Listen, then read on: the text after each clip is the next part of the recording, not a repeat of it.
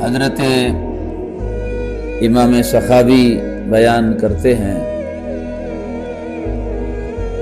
صاحب القول البدیع، اور یہ اصول حدیث کی حجت ہے،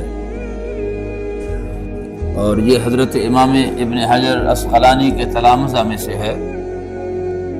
حضرت ابو العباس احمد بن منصور روایت کرتے ہیں کہ شیراز کا ایک شخص فوت ہوا اور اس کے سر پر سونے کا تاج تھا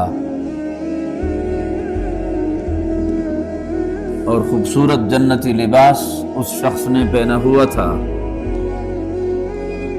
اور اس میں ہیرے جواہرات لگے ہوئے تھے۔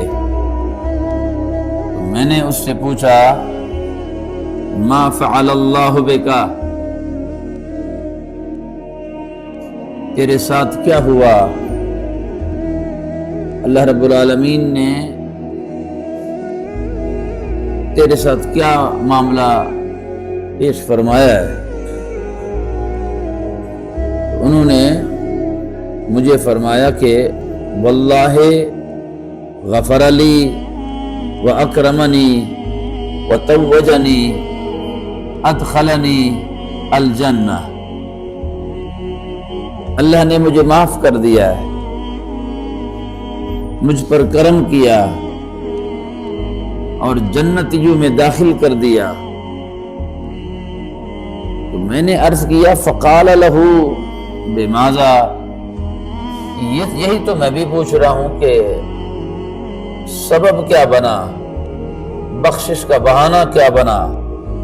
رب ذوالجلال نے تجھے بخشش جو عطا فرمائی ہے، بخشش کا پروانہ میرے اللہ کریم نے جو تجھے عطا فرمایا ہے، وہ فقال لہ بماذا، اس کا یہی تو میں بھی پوچھ رہا ہوں کہ بہانہ کیا بنا؟ تو آپ نے قسم اٹھا لیا اور آپ نے کہا کہ مجھے رب ذوالجلال کی عزت کی قسم ہے کہ اور کوئی وجہ نہیں ہے بکثرت صلاۃ علی رسول اللہ صلی اللہ تعالی علیہ وسلم، صرف اور صرف کثرت سے درود پاک کی برکت سے اللہ نے مجھے بخشا۔ صرف درود پاک کی برکت سے کثرت کے ساتھ میں پڑھتا تھا۔ میں نے زندگی میں معمولات بنائے، نماز کی جگہ اپنی، روزے کی جگہ اپنی، حج کی جگہ اپنی، زکوٰۃ کی جگہ اپنی، تسبیحات کی جگہ اپنی، تلاوت کی جگہ اپنی، ہر ریاست کا، ہر عبادت کا، ہر ذکر کا، ہر تسبیح کا اپنا ایک مقام ہے، اپنی ایک حیثیت ہے، اپنی ایک فیوز و برکات ہے۔ مگر درود پاک ایک ایسا عمل ہے کہ یہ کبھی رد ہو ہی نہیں سکتا۔ جتنی بھی عبادتیں ہیں قبول کرے تو مالک ہے، نہ کرے تو بھی اس سے کوئی پوچھ نہیں سکتا، مگر درود پاک ایک ایسا وظیفہ ہے کہ جو ہر وقت قبول ہی قبول ہے۔